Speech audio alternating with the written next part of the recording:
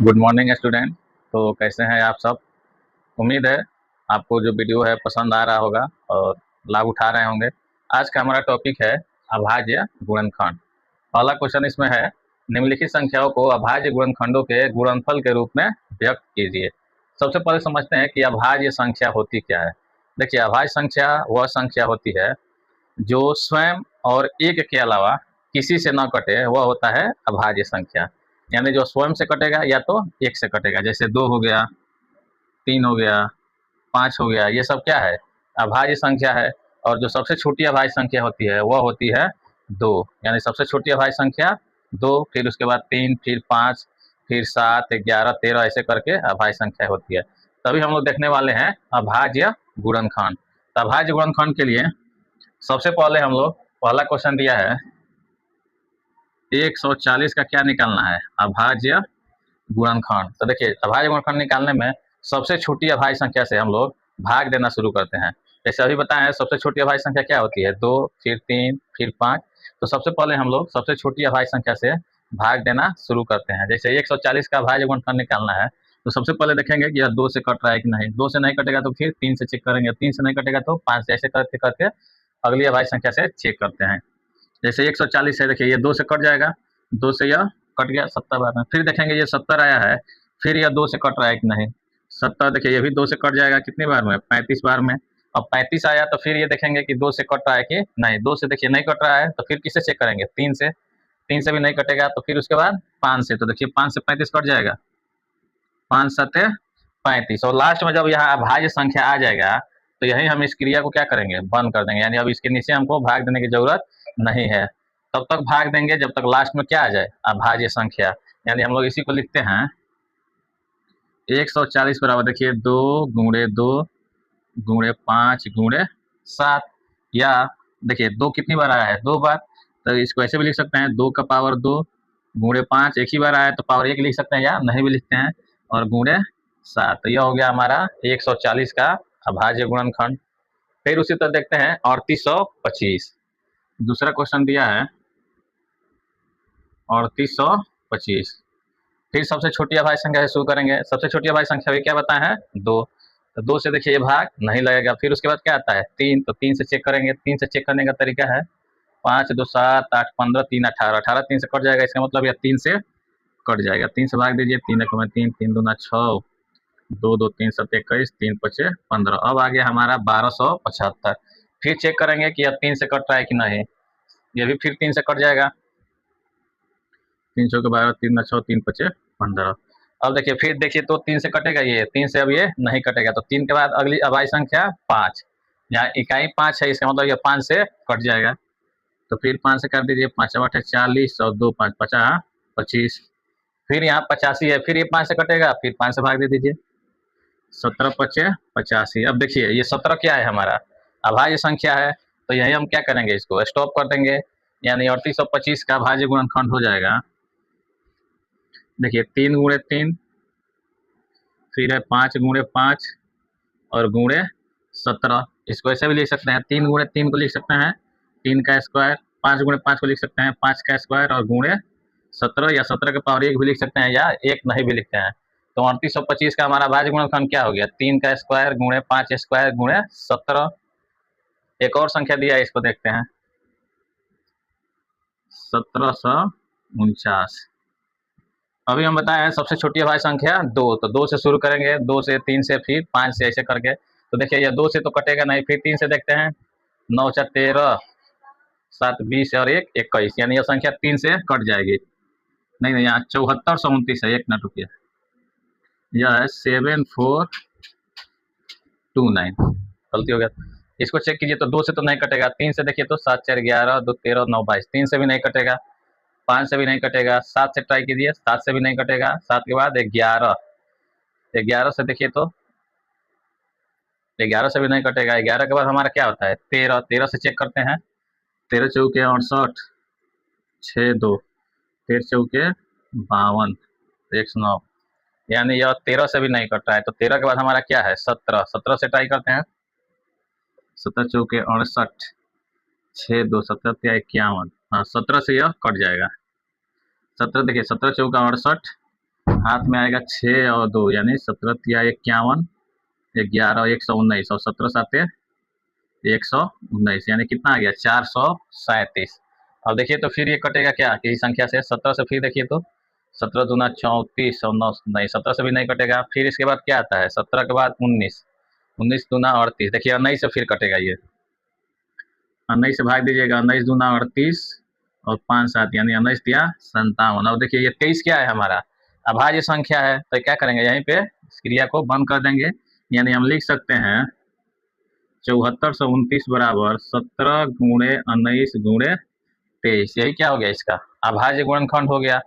और इस तरह का क्वेश्चन जो है ऑब्जेक्टिव में हमेशा पूछते रहता है, तो ध्यान दीजिएगा अभाज्य गुणनखंड निकालना है तो सबसे हम छोटी अभाज्य संख्या से भाग देना शुरू करते हैं और बारी बारी से देखते हैं और जब तक ये क्रिया करते हैं कि लास्ट में जो है अभाज्य संख्या 9 आए, और फिर बाकी सबको क्या करते हैं गुणा के रूप में लिख देते हैं, यही हो जाता है हमारा अभाज्य गुणनखंड। अगला क्वेश्चन हम लोग देखते हैं। अगला क्वेश्चन में दिया है संख्या 6, 72 और 120 का अभाज्य गुणनखंड विधि द्वारा HCF और एलसीएम ज्ञात कीजिए। तो देखिए अभाज्य गुणनखंड विधि द्वारा निकालना है तो सबसे पहले जो जो संख्या दिया है इसका क्या निकालेंगे अभाज्य गुणनखंड। तो देखिए संख्या दिया है 6, 72, 120, तो सबसे पहले इन तीनों का क्या निकालेंगे अभाज्य गुणनखंड। देखिए 6 का अभाज्य गुणनखंड निकालेंगे तो देखिए 6 2 से कट जाएगा 2 तिहाई 6, यानी 6 बराबर लिख सकते हैं 2 गुणे 3, या इसी को लिख सकते हैं 2 का पावर 1 गुणे 3 का पावर 1। फिर दिया है 72, 72 का अभाज्य गुणनखंड निकालिए, 2 से कट जाएगा 2 से काटिए 36, यह भी 2 से कटेगा 18, फिर 2 से काटिए 9, फिर 3 से काटिए 3, यानी हम 72 बराबर लिख सकते हैं 2 गुणे 2 गुणे 2 गुणे 3 गुणे 3, या इसी को लिख सकते हैं देखिए 2 कितनी बार आया है 3 बार, यानी 2 का पावर 3 गुणे 3 कितनी बार आया है 2 बार, 3 का पावर 2। अब हमको निकालना है 120 का, 120 का निकाल लीजिए, 2 से भाग दीजिएगा 60, फिर 2 से भाग दीजिए 30, 2 से जाएगा 15, 3 से जाएगा 15, यानी इसको लिख सकते हैं 120 बराबर 2 गुणे 2 गुणे 2 गुणे 3 गुणे 5, या देखिए 2 कितनी बार है 3 बार, तो इसको ऐसे भी लिख सकते हैं 2 का पावर 3 गुणे 3 के पावर 1 गुणे 5 के पावर 1। ये तो हो गया हमारा, सबसे पहले क्या निकाल लिए तीनों संख्याओं का अभाज्य गुणनखंड निकाल लिए। अब निकालना है HCF और LCM। तो देखिए जब HCF निकालते हैं, अगर HCF निकालना होगा तो HCF के लिए बताया गया है, HCF का मतलब हो गया कि जो तीनों में शामिल होना चाहिए और जो सबसे मिनिमम पावर होगा जो तीनों में शामिल होगा वही हमको लेना है। जैसे ऐसे समझिए यहाँ 2 का पावर 1 है, यहाँ 2 का पावर 3 है और यहाँ भी 2 का पावर 3 है, तो 2 का पावर में सबसे मिनिमम पावर क्या है 1, तो HCF में हम क्या लेंगे मिनिमम पावर लेते हैं, यानी लेंगे 2 का पावर 1 गुणा, यहाँ देखिए 3 का पावर 1 है, 3 का पावर 2 है, 3 का पावर 1 है, यानी 3 तो तीनों में है, लेकिन तीनों में 3 का सबसे कम पावर कितना है 1, 1 यहाँ है या यहाँ भी है, यहाँ 3 का पावर क्या है 2, तो HCF में 3 का पावर 2 नहीं लेंगे, मिनिमम पावर लेते हैं, यानी 3 का पावर 1 लेंगे, यानी लेंगे 3 का पावर 1। और देखिए यहाँ 5 है लेकिन इन दोनों में है, और HCF में क्या लेना है कि जो तीनों में शामिल हो, तो यही आपका HCF हो जाएगा 2 का पावर 1 गुणे 3 का पावर 1, यानी 2 तिहाई 6, तो HCF कितना हो गया 6। अब निकालेंगे LCM। LCM के लिए क्या करते हैं पहले देखते हैं कि कौन कौन तीनों में शामिल है। देखिए यहाँ भी 2 है, यहाँ भी 2 है, यहाँ भी 2 है, लेकिन यहाँ देखिए 2 का पावर 1, 2 का पावर 3, 2 का पावर 3, तो जब हम LCM निकालते हैं तो उसमें जो है तीनों में शामिल होता है, तो जो महत्तम पावर होता है तीनों के में देखते हैं, यहाँ 2 का पावर 1 है और यहाँ क्या है 2 का पावर 3, तो 2 का पावर 3 क्या है महत्तम पावर है, तो LCM में हम लोग लेते हैं महत्तम पावर, यानी 2 का पावर 3 लेंगे। और फिर देखिए यहाँ 3 का पावर 1, 3 का पावर 2, 3 का पावर 1, तो 3 का पावर 2 इन दोनों से बड़ा है ना जी, तो इसमें लेंगे 3 का पावर 2। LCM में ध्यान लेना है क्या लेना है महत्तम पावर, इसमें 5 नहीं है, लेकिन और क्या है LCM में जो बच जाता है उसको भी ले लेते हैं। देखिए इन दोनों में 5 तो नहीं है, लेकिन यहाँ 5 है ना, 5 के पावर 1, तो इसको भी ले लेंगे 5 के पावर 1, इसी को गुणा कर दीजिए, 2 दूना 4 दूना 8, 3 का स्क्वायर होता है 9, 5 के पावर 1 यानी 5, गुणा कर दीजिए, 8 9 72 गुणे 5, 5 दूना 10, 5 7 35, 1 36, यानी HCF कितना आ गया 6 और LCM इसका कितना आ गया 360। तो ऐसे ही निकालिएगा सबसे पहले अभाज्य गुणनखंड निकालेंगे और जो मिनिमम पावर होता है एचसीएफ में आएगा और जो महत्तम पावर होता है एलसीएम में आएगा। अगला क्वेश्चन देखिए दिया है, यदि एचसीएफ ऑफ 306,657 बराबर 9 तो एलसीएम ऑफ 306,657 ज्ञात कीजिए। यानी देखिए दो संख्या दिया है 306 और 657 और इसका एचसीएफ क्या दे दिया है 9, तो पूछ रहा है कि इन्हीं दो संख्याओं का एलसीएम क्या होगा। तो देखिए एक फार्मूला याद कर लीजिएगा, होता है एलसीएम गुणे एचसीएफ बराबर होता है एक संख्या गुणे दूसरी संख्या। क्या होता है, एलसीएम और एचसीएफ का जो गुणा करेंगे वही जो है दोनों संख्याओं का आपस में गुणा करेंगे तो दोनों आपस में क्या होगा, बराबर होगा। यानी एलसीएम गुणे एचसीएफ बराबर एक संख्या गुणे दूसरी संख्या। तो यहाँ देखिए एचसीएफ दे दिया है, निकालना क्या है हमको, एलसीएम निकालना है।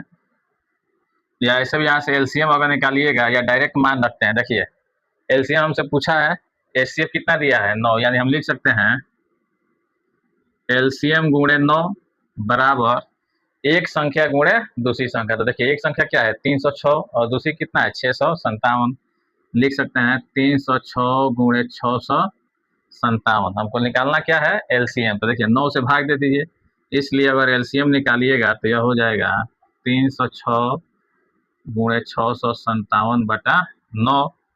9 से देखिए कोई कटेगा जी, 6 3 ये कट जाएगा, 9 3 27, 3 6 9 चौके 36, यानी एलसीएम बराबर हो जाएगा 34 गुणे 657।